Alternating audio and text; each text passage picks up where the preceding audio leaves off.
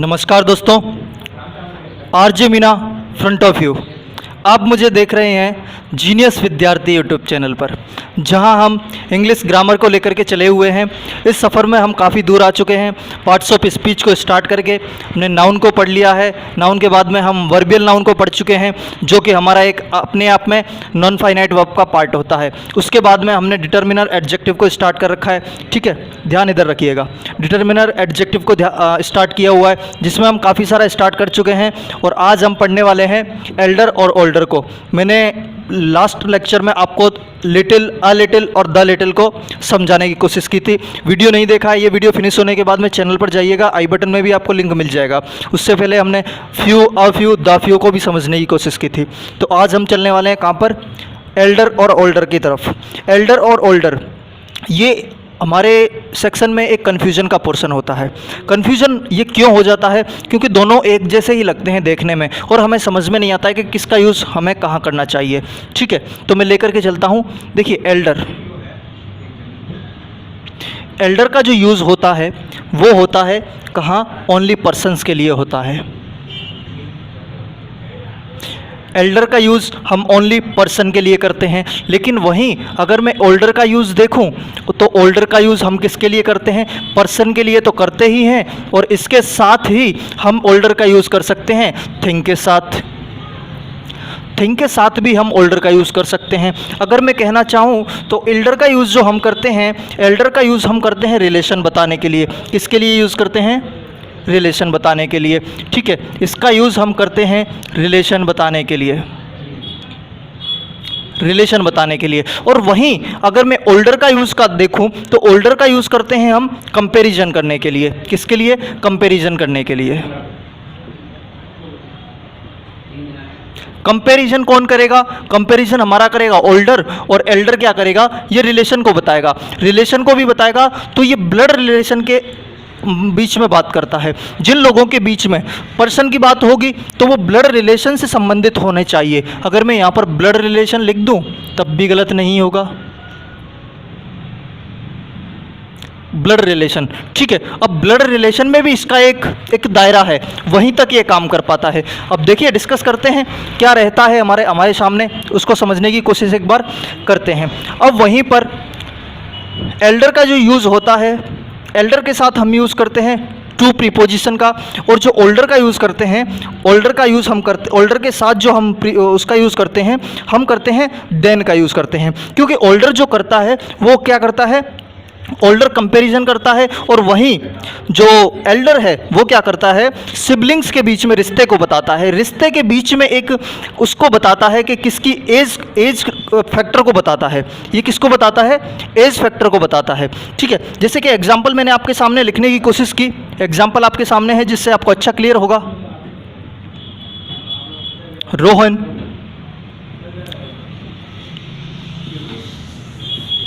Then to Mohan. यहाँ पर आपको ऑप्शन यही दोनों हैं, एल्डर या फिर ओल्डर। उसके साथ में उसके अकॉर्डिंग ही आपको देन या टू का यूज़ करना है। अगर आप यहाँ पर एल्डर का यूज़ करते हैं तो आपको यहाँ से टू का यूज़ करना होगा, लेकिन अगर आप ओल्डर का यूज़ करते हैं तो यहाँ पर देन का यूज़ आपको करना होगा। ठीक है, कमेंट करके आप मेरे को बताइए, मैं देखता हूँ कितने लोग आंसर सही देते हैं। दूसरा क्वेश्चन आपके सामने है,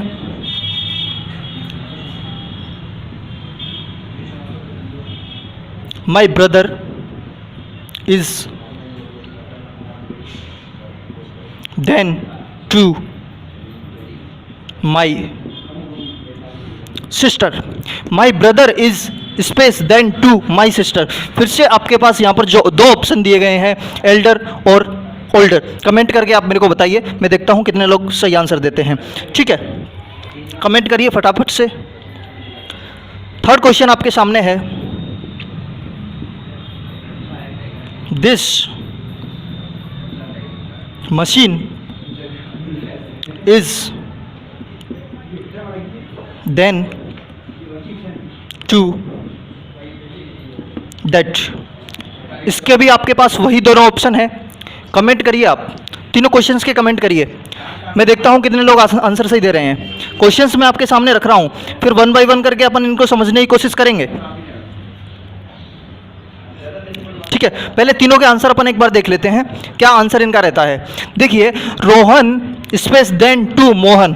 अब हमें ये बात नहीं पता कि ये इनके बीच में एक ब्लड रिलेशन है या नहीं है। क्या सेंटेंस में कोई ऐसी चीज़ दे रखी है जिससे हमें ये पता चले कि रोहन और मोहन के बीच में ब्लड रिलेशन है? कोई ऐसा हिंट हमें नहीं दिया गया है। तो इससे हम पता कर सकते हैं कि यहाँ पर दोनों के बीच में जो ये वाला रिलेशन है, ब्लड रिलेशन वाला, वो हम नहीं लगा सकते। क्यों? क्योंकि हमारे बीच में ऐसा कुछ नहीं बताया गया है। ठीक है, इससे पहले मैं दूसरे क्वेश्चन की तरफ आपको लेकर के चलता हूं। देखिए, माई ब्रदर और माई सिस्टर के बीच में यहां पर कंपैरिजन हो रहा है। माई ब्रदर और माई सिस्टर के बीच में, अब मेरा ब्रदर और मेरी सिस्टर, तो यहां से मुझे एक बात तो समझ में आ रही है। क्या बात मुझे समझ में आ रही है? कि ये सिबलिंग्स हैं, इनके बीच में ब्लड रिलेशन है। क्योंकि मैं बोल रहा हूँ माई ब्रदर, तो मुझ में और मेरे ब्रदर में एक ब्लड रिलेशन है। इसी तरीके से मुझ में और मेरी सिस्टर में एक ब्लड रिलेशन है। तो ब्लड रिलेशन जब भी होता है तब हम किसका यूज़ करते हैं? एल्डर का यूज़ करते हैं। तो यहाँ पर क्या हो जाएगा? एल्डर का यूज़ आपको करना होगा और एल्डर के साथ में हमें टू का यूज़ करना होता है। देन यहाँ पर गलत हो जाएगा। My brother is elder to my sister. ठीक है, तो इस तरीके से फर्स्ट क्वेश्चन की तरफ मैं आपको वापस लेकर के चलता हूं। Rohan space then to Mohan. अब यहां पर ब्लड रिलेशन का हमें पता नहीं चल रहा, तो जनरली हम यहां पर क्या करेंगे? एक एज का कंपैरिजन कर देंगे। एज का कंपैरिजन ये बोलना चाह रहा है कि जो रोहन है वो मोहन से एज में बड़ा है। एज में बड़ा है तो अगर एज में बड़ा है तो हम इसके लिए यहाँ पर किसका यूज़ कर देंगे? ओल्डर का यूज़ कर देंगे। ठीक है, और ओल्डर के साथ हम किसका यूज़ करते हैं? देन का यूज़ करते हैं। और एल्डर के साथ टू का यूज़ करते हैं। तो यहाँ पर टू अपना गलत हो जाएगा और सही क्या हो जाएगा? देन हो जाएगा। जब भी आपको यहाँ पर इस तरीके के क्वेश्चन आपको कॉमन एरर में भी देखने को मिल सकते हैं, वो एल्डर के साथ देन लगा देगा, ठीक है, और ओल्डर के साथ टू लगा देगा। तो आपको करना क्या है? इन चीज़ों को ध्यान रखना है। ये आपको पता होना चाहिए कि ओल्डर के साथ देन लगता है और एल्डर के साथ टू लगता है। ठीक है, अब थर्ड क्वेश्चन आपके सामने है, this machine is then to that. ठीक है, अब मैंने इसके लिए आपको सबसे पहले ऊपर लिखवा रखा है। क्या लिख रखा है? कि जो एल्डर का यूज़ होता है, एल्डर का यूज़ ओनली पर्सन के लिए यूज़ होता है। एल्डर का यूज़ ओनली पर्सन के लिए होता है। लेकिन वहीं दूसरी साइड ओल्डर का जो यूज़ होता है वो हम कर सकते हैं किसके लिए भी? ओल्डर का यूज़ हम पर्सन के साथ साथ थिंग के लिए भी कर सकते हैं। अब यहाँ पर थर्ड क्वेश्चन में मुझे देखने को मिल रहा है, थर्ड क्वेश्चन में यहाँ पर एक थिंग है, ये पर्सन नहीं है, ये अपने आप में थिंग है। तो थिंग है तो मुझे किसका यूज़ करना होगा? अपने आप में राइट आंसर क्या हो जाएगा? ओल्डर मेरा राइट आंसर हो जाएगा। अब ओल्डर के साथ मुझे किसका चूज़ करना पड़ेगा? यहाँ पर देन का चूज़ करना पड़ेगा। ठीक है, टू मेरा गलत हो जाएगा, देन मेरा राइट आंसर हो जाएगा। ठीक है, आप इसको नोट कर लीजिए। स्क्रीनशॉट लेना चाहें स्क्रीनशॉट भी ले सकते हैं। ठीक है, स्क्रीनशॉट ले लीजिए आप इसका। आई होप आपने स्क्रीनशॉट ले लिया होगा। देखिए, अब मैं आपके सामने रखता हूँ कुछ और एग्जाम्पल्स। अब मैं आपके सामने ऐसे एग्जाम्पल्स रखता हूँ जो हमें हल्का सा जो कन्फ्यूज़न है पैदा हमें कर देते हैं। ठीक है, देखिए,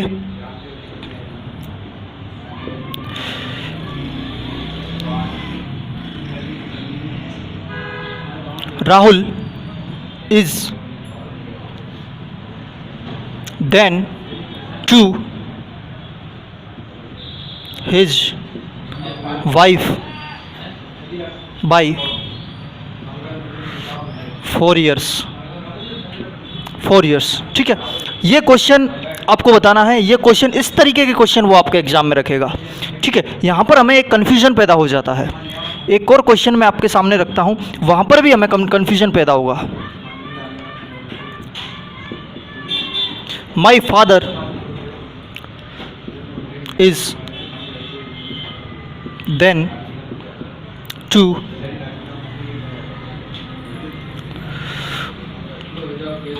मी बाई 25 years। ठीक है, पहले सेंटेंस में बोलना चाह रहा है कि जो राहुल है वो उसकी वाइफ से 4 साल बड़ा है।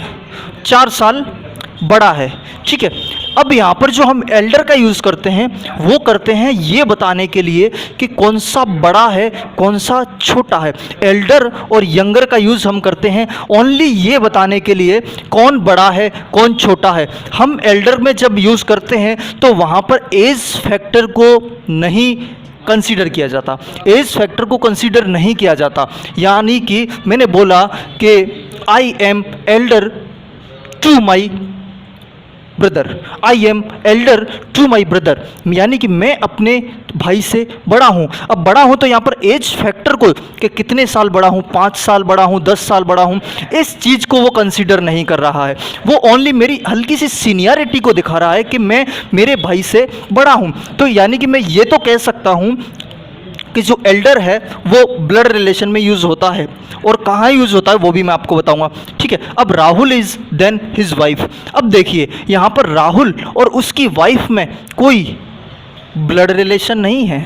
ठीक है, ब्लड रिलेशन नहीं है। और यहाँ पर जो बात हो रही है, देखिए सेंटेंस में क्या किया इसने, एज फैक्टर को कंसीडर किया। कितने साल बड़ा है, 4 साल बड़ा है। अब जब इसने एज फैक्टर को कंसीडर कर दिया तो हमें ओल्डर का यूज़ करना होगा।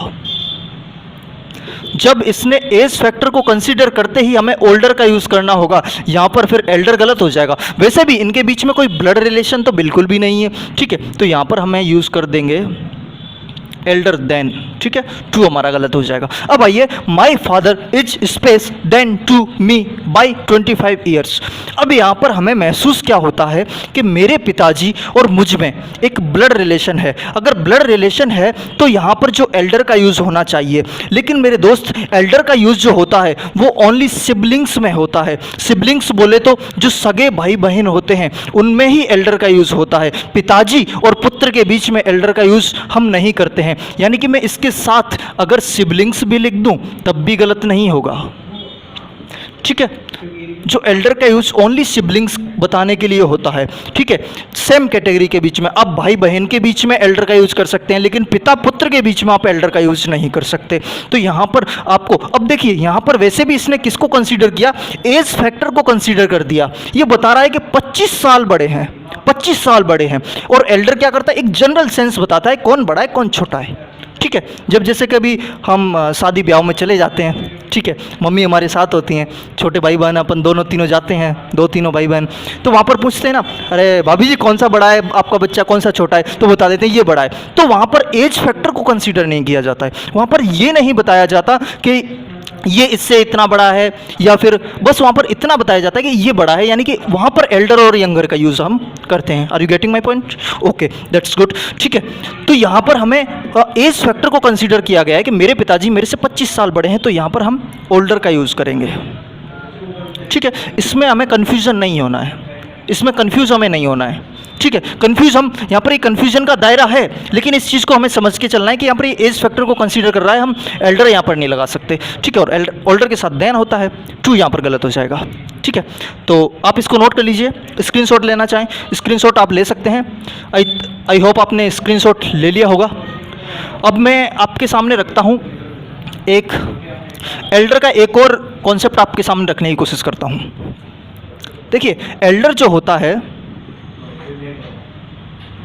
इसको हम प्रीपोजिशन की तरह यूज़ कैसे करते हैं। उसको तो हमने किसके लिए यूज़ किया, एक ब्लड रिलेशन बताने के लिए यूज़ किया, और ओल्डर का हमने कंपैरिजन के लिए यूज़ किया, और दोनों को हम साथ में क्यों पढ़ रहे हैं, ताकि एक जो कन्फ्यूजन का दायरा है वो दूर हो जाए। ठीक है, अब एल्डर का यूज़ हम एडजेक्टिव तो पढ़ ही रहे हैं, इसका एडजेक्टिव की तरह कैसे यूज़ करते हैं। देखिए, हम ये तो काफ़ी बोलते ही हैं, he is my elder older brother.